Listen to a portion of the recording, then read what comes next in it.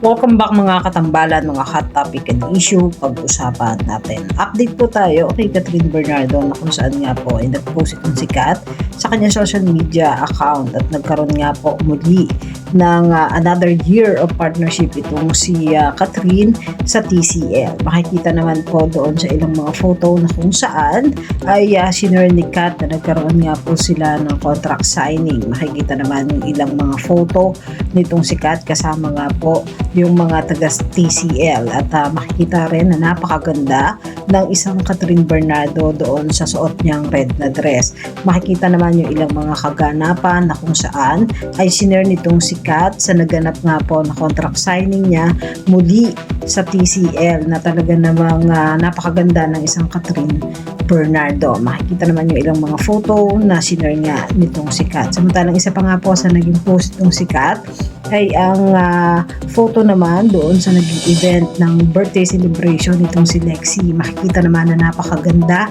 nung venue na kung saan ay pinost nitong si Kat. At sa caption pa nga po doon, "Thank you for making Lexie intimate birthday celebration. Extra beautiful and memorable."